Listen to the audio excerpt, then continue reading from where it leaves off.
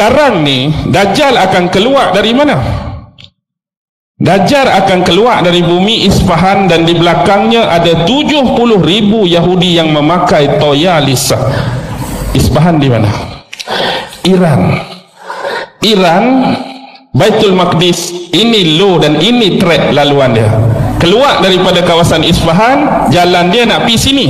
Jadi sebelum Dajjal keluar, laluan-laluan ni harus dicantas lebih awal. Nampak tak? Sebelah Iran, Iraq, beres dah ke? Hancur, kucak-kacir dah.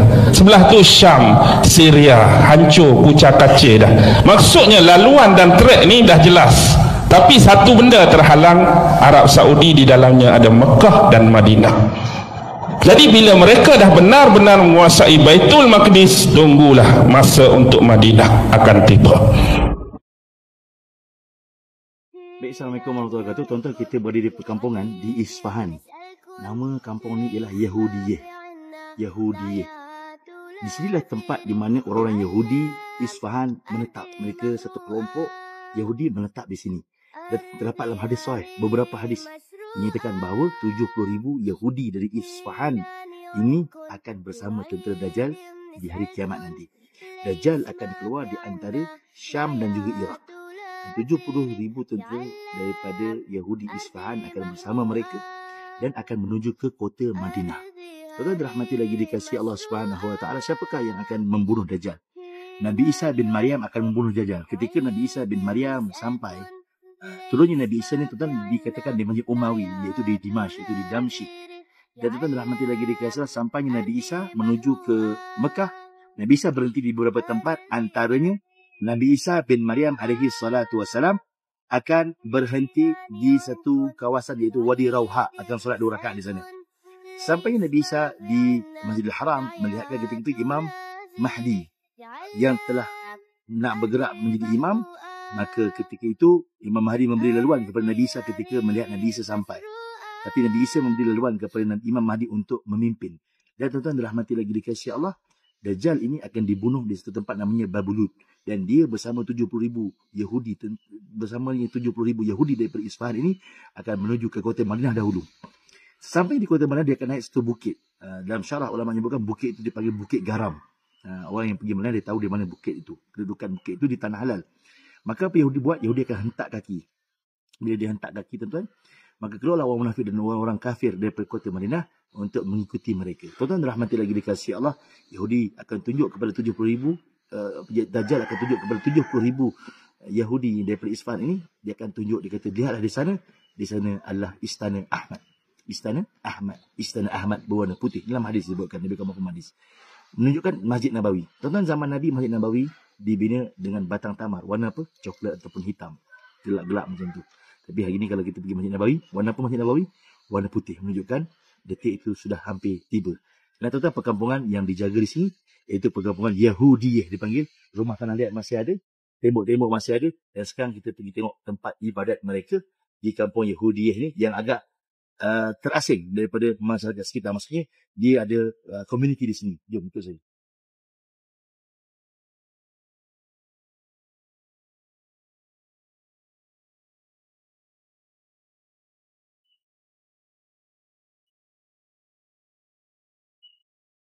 Okey, di depan kita ni lah sinagog, tempat ibadah orang Yahudi di sini. Dan mereka beribadah pada hari Sabtu. Seperti yang kita semua maklum, dia beribadah pada hari Sabtu. Jadi sinagog.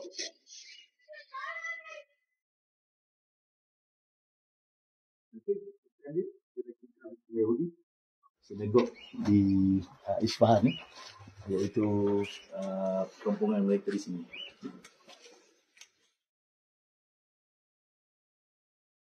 Dan para alim-alim mereka dipanggil dengan nama Rabai.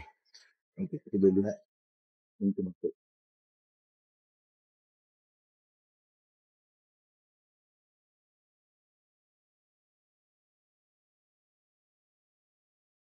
Okey, tulisan tadi yang kita tengok tu dalam bahasa Hebrew, bahasa Yahudi.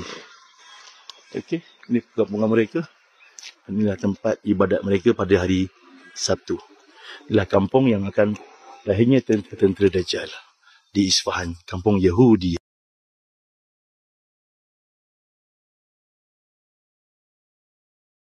Ustaz pernah menyatakan bahawa Dajjal akan menjadi raja Temple of Solomon tetapi muncul di Iran.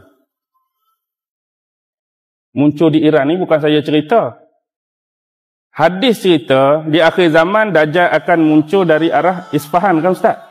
Jadi Isfahan ni nak tetapkan dalam wilayah Iran ke sekarang Isfahan duduk dalam negara mana wallahu alam.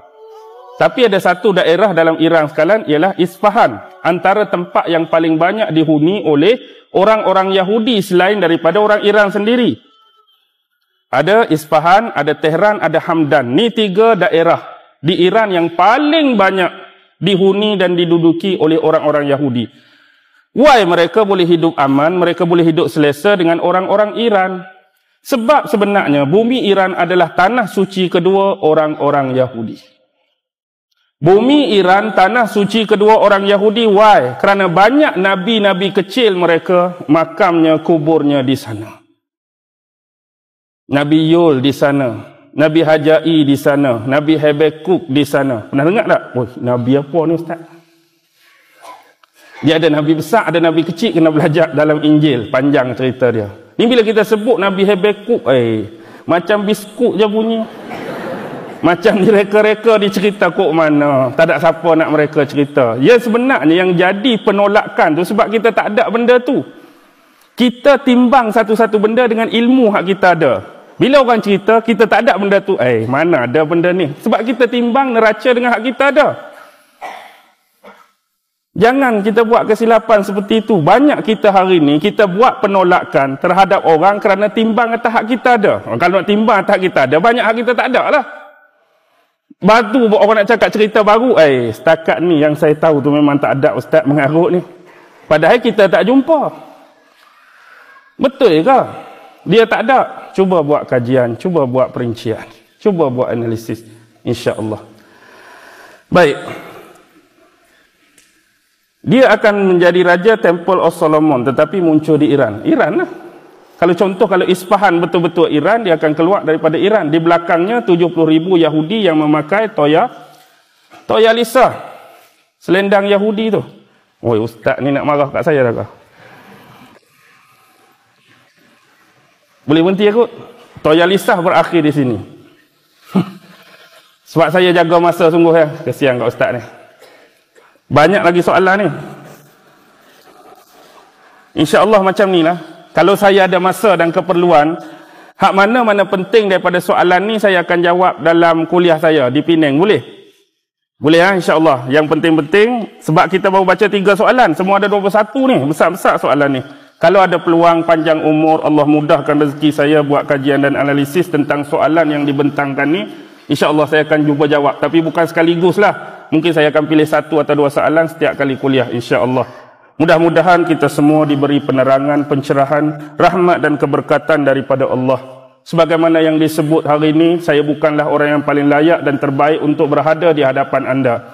Kalau saya silap, tolong tunjukkan. Kalau saya salah, tolong tegur. Tak jadi masalah. Kita bersikap terbuka dan berlapang dada. Kita sendiri pun tak mau duduk dalam salah. Kita tak mau duduk dalam silap. Sebagai manusia biasa, kita tak maksum. Jadi semua orang boleh ditegur, semua orang boleh memperbaiki kesalahan kita. Itulah yang dialu-alukan. Kritikan membina, bukan tomahan dan cacian.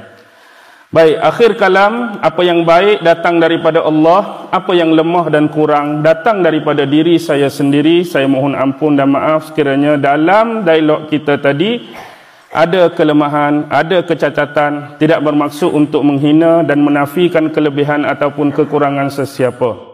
Akhir kalam, wabillahi taufiq wal hidayah. Wassalamualaikum warahmatullahi ta'ala wabarakatuh.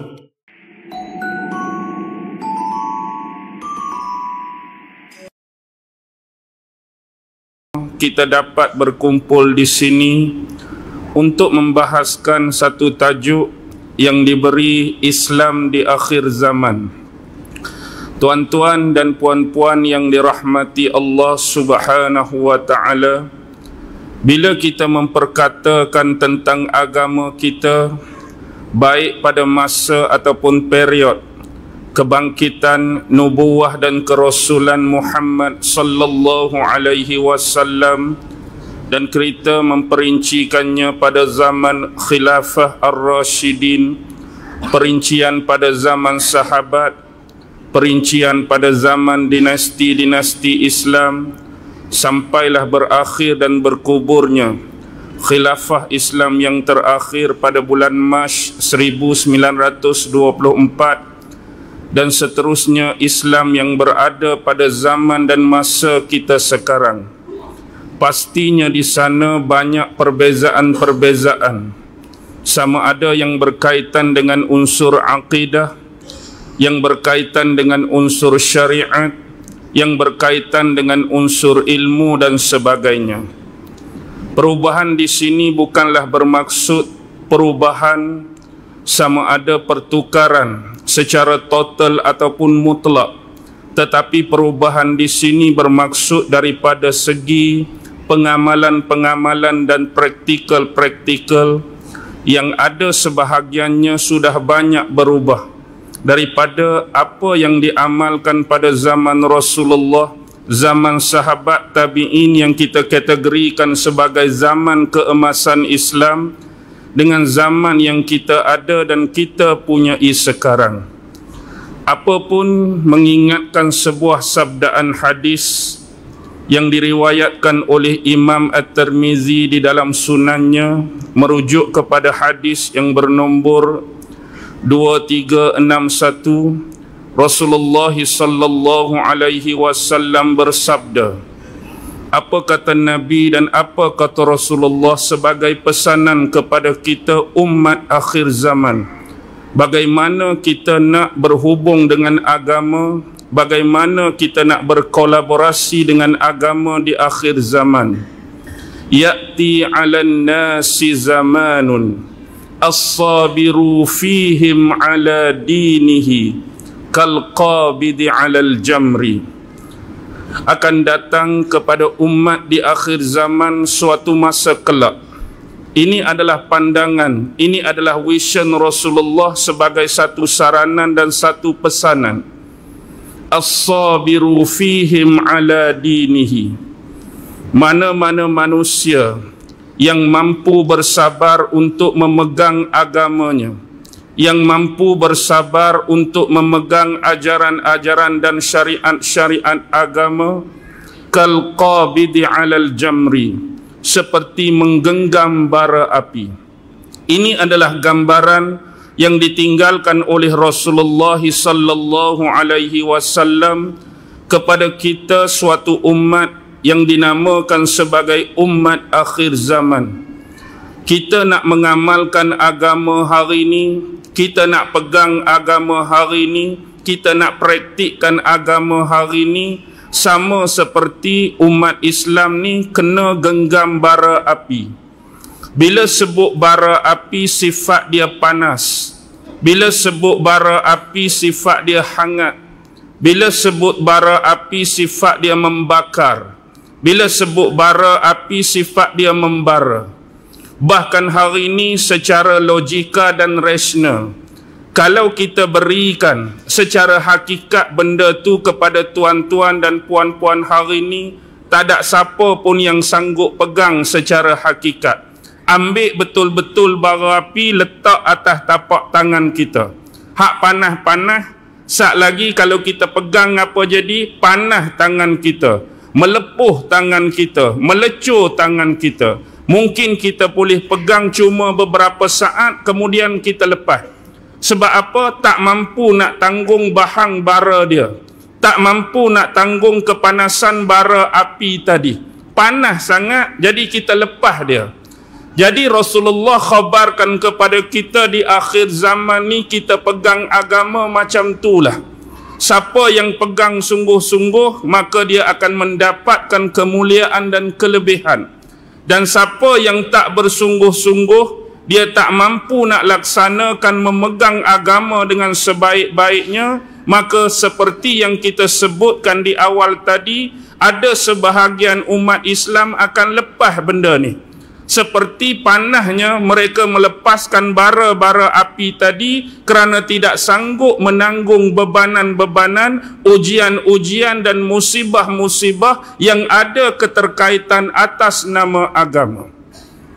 Bila kita memahami ini dengan baik, sebenarnya bila kita melihat senario umat Islam dan permasalahan-permasalahan, sama ada dari sudut politik, dari sudut sosial, dari sudut akhlak dan moral, dari sudut pendidikan, umat Islam hari ini menerima banyaknya tekanan-tekanan, pressure-pressure yang menyebabkan kadang-kadang kita jadi ghalat, kita jadi rasa bermasalah, sedangkan hak kita nak amal, hak kita nak buat, hak kita nak praktik ni agama kita sendiri. Jadi seolah-olah jadi susah dah. Ada orang yang bagi tekanan, ada orang yang bagi pressure pada agama kita. Yang inilah yang akan berlaku di akhir zaman. Pesanan daripada Nabi supaya kita jaga sungguh-sungguh, supaya kita jaga kejap-kejap. Kerana apa? Kerana tekanan-tekanan yang diberikan kepada umat Islam hari ini, bila kita tak sanggup nak pegang bara api tadi, seolah-olah kita dah melepaskan tali yang mempunyai kaitan dan hubungan kita dengan Allah. Kita duk pegang satu tali lah ni yang menyambungkan tali ni antara kita dengan Allah. Satu perjanjian, satu akad, satu kebersamaan. Tapi kalau kita hari ini sanggup lepas tali ni, maksudnya seolah-olah kita dah tak mampu nak berhubung dengan Allah. Kita dah tak berkesanggupan untuk berhubung dengan Allah. Bila kita dah putuskan hubungan kita dengan Allah, automatik secara logika kita juga dah putuskan hubungan dengan Rasul. Kita dah putuskan hubungan dengan agama. Kita dah putuskan hubungan dengan syariat. Yang ingin dilakukan oleh musuh-musuh Islam di akhir zaman, tak kira dengan nama apa, tak kira dengan bentuk apa, tak kira dengan gerakan, kaedah dan teknik bagaimanapun, tujuan mereka sama, iaitu supaya anda, saya dan saudara-saudara semua melepaskan tali yang kita ni ada hubungan dengan Allah. Supaya kita lagi tak berpegang dengan agama, kita tak lagi berpegang dengan Islam itu sendiri. Malam ini saya nak bawakan beberapa contoh. Kesan bara-bara ini sudah mula membakar umat Islam. Kita lihat senario yang berlaku di seluruh dunia. Apa yang pernah terjadi kepada saudara-saudara kita yang dibantai di Iraq. Mereka dibunuh dengan sesuka hati oleh tentera-tentera, militer-militer, musuh-musuh Islam, musuh-musuh Allah.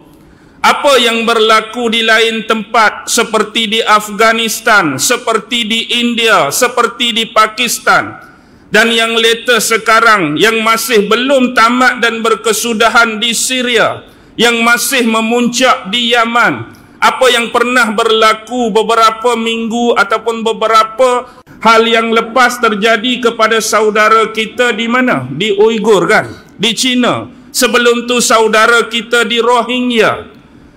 Inilah bebanan-bebanan yang terpaksa mereka tanggung. Bara-bara yang terpaksa mereka genggam dengan alasan hari ini kerana mereka beragama Islam dan berakidah Islam. Soalan yang paling jujur yang patut kita persoalkan dan pertanyakan, dalam dunia hari ini yang serba-serbi mengangkat tema ilmu pengetahuan di tempat yang teratas, orang-orang akademik diangkat, disanjung dan diletakkan di tempat yang sepatutnya. Bagaimanakah manusia-manusia ini menggunakan akal dan pemikiran mereka dalam menyelesaikan isu-isu seperti ini? Apakah dosa dan salah orang Islam ataupun umat Islam sehingga selayaknya di mata musuh-musuh Islam mereka boleh diperlakukan dengan sesuka hati? Yang kita hidup hari ini jadi salah ke kalau kita ni orang Islam? Jadi salah ke kalau kita beragama dan berakidah Islam sampai kita ni orang nak tuduh penjenayah?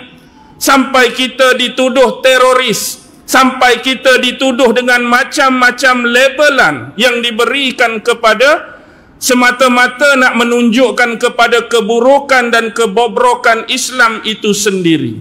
Padahal pemahaman mereka tentang Islam itu sendiri amat jauh tersasar daripada apa yang mereka sangkakan. Jadi hari ini seolah-olah jadi orang Islam, jadi umat Islam di mata orang kafir sudah tidak selamat. Bukan sahaja tak selamat dari sudut kita nak menunaikan ibadah-ibadah dan amalan dalam agama kita. Dipersoalkanlah, diremeh-temehkanlah, disekatlah, diberi tekananlah. Bahkan lebih jauh yang berlaku kepada saudara-saudara kita hari ini, mereka diperlakukan di luar norma-norma batas kemanusiaan. Bagaimana cara mereka menghukum umat Islam hari ini adalah salah satu bentuk hukuman yang otak dan akal kita tak boleh nak fikir. Di zaman yang kita sebut sebagai abad milenium, di zaman yang serba-serbi canggih, di zaman sains dan teknologi yang begitu memuncak, bagaimana ada saudara-saudara kita yang dipukul, yang disebat, yang ditampak, yang ditendang, yang dicemeti, yang dibedal sesuka hati. Ada yang jari-jari mereka dipotong begitu sahaja. Ada yang kulit-kulit mereka dikupas. Ada yang perempuan-perempuan ini dilondehkan pakaian mereka, dibuka aib dan maruah mereka. Hari ini bila kita membicarakan tentang ukhuwah, kita nak mempersoalkan tentang ukhuwah ini, adakah kita langsung tidak mempunyai perkaitan dengan saudara-saudara kita di tempat-tempat yang disebutkan tadi? Ada, tuan-tuan. Mereka adalah saudara kita yang seakidah. Mereka adalah saudara kita yang seagama. Tetapi hari ini bila kita membicarakan isu-isu yang sebesar ini, kadang-kadang ada di kalangan sahabat-sahabat, orang-orang yang dekat dengan kita, mereka mempersoalkan dan menafikan seolah-olah ini isu dalaman sesebuah kerajaan. Ini isu dalaman sebuah negeri. Ini isu pergaduhan antara puak dengan puak yang tak ada keterlibatan dengan negara kita. Ya, mungkin ada benarnya perkataan-perkataan dan omongan-omongan tadi. Lebih jauh yang dibuat sedemikian rupa siapa? Orang Islam, umat Islam sama seperti kita. Dan lebih jauh kita perlu memikirkan benda besar ni kenapa? Alhamdulillah hari ini benda-benda macam ni Allah tak uji dan musibahkan lagi pada kita. Satu masa cuba tuan-tuan bayangkan, kita bukan sebut benda ni, kita minta benda ni nak berlaku atas kita. Tidak, tuan-tuan. Tetapi nak mengambil peringatan bahawa musuh-musuh Allah ni tak pernah berhenti. Mereka duk bersembunyi, mereka nak ambush, mereka nak serang hendap, mereka nak buat trapping, mereka nak buat jerangkak samak. Tunggu masa. Dan satu masa kalau benar-benar benda ni juga turut berlaku pada kita, dengan sesiapa kita nak minta pertolongan. Walhal bila berlaku benda yang sama kepada saudara kita, kita mengambil sikap indah tak indah. Kita mengambil sikap tak mau ambil tahu kerana mereka ni di luar wilayah dan sempadan negara kita. Itu jugalah yang akan berlaku di suatu masa bila benda yang sama berlaku pada kita. Tiada siapa yang mampu untuk menolong kita lagi, kecuali ialah keimanan yang teguh kepada Allah, keimanan yang teguh kepada Rasul, dan keimanan yang teguh kepada agama ini. Sifat genggam bara api ni, tuan-tuan, bahang dia masih lagi menitiskan darah-darah. Bukan yang terbaru darahnya, tetapi hangat darah-darah yang menitis masih lagi terbayang pada mata dan wajah kita. Seawal Rasulullah mendakwahkan agama ini secara terang-terangan, kelompok-kelompok sahabat daripada golongan pertengahan dan golongan-golongan hamba, yang mana mereka ini mempunyai tuan-tuan dan majikan masing-masing, mereka pernah merasai zaman menggenggam bara api ini dalam sejarah dan sirah Rasulullah sallallahu alaihi wasallam. Apa yang berlaku bila kita lihat yang diajarkan oleh Nabi hampir selama 13 tahun di bumi Mekah? Rasulullah hanya mengajarkan tentang akidah. Rasulullah mengajarkan tentang keimanan dan kepercayaan kepada Allah Subhanahu wa taala. Bila mereka membai'ah lafaz syahadah asyhadu an la ilaha illallah wa asyhadu anna Muhammadar Rasulullah, ini bererti mereka telah mengambil bai'ah ini dengan sebenar-benar pemahaman, dengan sebenar-benar pengetahuan, dengan sebenar-benar ilmu yang ada pada mereka. Sebab ini adalah satu akad, ini adalah satu ikatan yang begitu agung antara mereka dengan Allah dan antara mereka dengan Rasul yang hidup di zaman mereka pada masa itu, merujuk kepada Nabi Muhammad. Tetapi persoalannya, daripada pengenalan dan pemahaman yang hebat ini juga melahirkan keyakinan yang teguh, mantap dan kental. Sebab itu kita memerlukan kepada ilmu. Hari ini ada di kalangan kita yang mengucapkan syahadah semata ucapan biasa, tanpa mereka memahami dengan sebaik-baik pemahaman di sebaliknya, tanpa mereka mengenal dengan sebaik-baik pengenalan di dalamnya, yang menyebabkan akidah mereka begitu mudah goyah, akidah mereka begitu rapuh, tidak seperti kekentalan akidah yang pernah berlaku pada zaman sahabat. Inilah bahana daripada kenal punya pasal, faham punya pasal, tahu punya pasal, arif punya pasal. Daripada keyakinan yang teguh ni, mereka mampu bersabar terhadap apa yang dimusibahkan dan diujikan Allah atas mereka. Kalau nak berbicara mengenai sahabat-sahabat yang pernah terkena biasan bara api seperti ini, cukup ramai untuk kita detailkan. Tetapi malam ni saya nak menyebut beberapa nama sahabat sebagai contoh. Apa yang pernah berlaku kepada khalifah yang ketiga, Uthman bin Affan, lantaran kerana dia menerima agama Islam yang didakwahkan oleh Nabi Muhammad sallallahu alaihi wasallam. Bapa saudara kepada Uthman ni, dia pernah ikat Uthman. Dia ambil tangan Uthman, dia ikat tangan Uthman dari arah belakang, macam polis gari penjenayah. Kemudian dia diletakkan di atas tikar. Tikar orang Arab pada zaman Nabi dulu, mereka mana ada daun mengkuang. Dia jalin tikar-tikar ni daripada daun-daun tamar. Dia letak atas tikar yang dibuat daripada daun tamar, dia gulung, dia bungkus, dia ikat pula tikar tu. Kemudian dia ikat tali pada tikar tu, dia lambung satu tali kat dalam pokok, apa jadi? Dia tarik benda tu, menyebabkan Uthman yang terikat pada tikar tadi, dia duduk terapung. Kemudian mereka cari kayu api, mereka bakar bawah tu.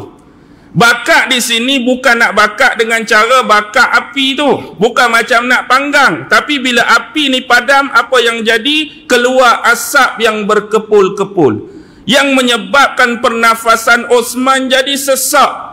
Pernafasan Uthman jadi tak betul. Dengan harapan tersiksa macam ni, Uthman akan goyah, Uthman akan kembali kepada agama nenek moyang. Tetapi ternyata harapan mereka meleset. Sahabat yang bernama Uthman tetap tekal dan teguh menerima penderitaan ini, sampai akhirnya mereka pun frus, mereka lepas Uthman macam tu. Apa yang terjadi kepada Mus'ab bin Umair yang pernah dipenjarakan oleh ibunya sendiri, direman, ditahanan di rumah sendiri, sampai bila dia keluar, apa yang jadi pada tubuh Mus'ab? Bersisik seperti sisik ular. Yang sebelum ni Mus'ab sahabat Nabi digambarkan, apa yang orang lelaki dambakan nak hari ni semua ada pada Mus'ab. Mus'ab ni seorang sahabat yang antaranya handsome, tampan wajahnya, digilai wanita yang sentiasa hidup dengan pakaian-pakaian yang mewah, berwangi-wangian. anak yang dimanjakan dalam keluarga elit, keluarga bangsawan, keluarga kaya raya. Pendek kata, apa yang diminta, apa yang dipohon, semua dapat. Hari ini kalau tanya kita orang lelaki, semua yang kita nak tu semua duduk pada Mus'ab. Tapi sampai satu tahap, bila Mus'ab kembali menemui Rasulullah selepas mereka berhijrah ke bumi Habsyah, bila jumpa dengan Rasulullah dan sahabat, 3 kelompok sahabat terbentuk bila tengok Mus'ab. Sahabat tak sanggup nak tengok Mus'ab, sebab Mus'ab yang mereka kenal dulu dengan Mus'ab yang berdiri depan mereka ni tak sama sekali. Kelompok sahabat ada yang berpaling wajahnya. Sebab apa berpaling? Tak sanggup tengok Mus'ab yang ada depan mereka hari ini. Ada sahabat yang tundukkan wajah ke bawah sambil menangis. Ada sahabat yang tak tunduk, tak paling, tengok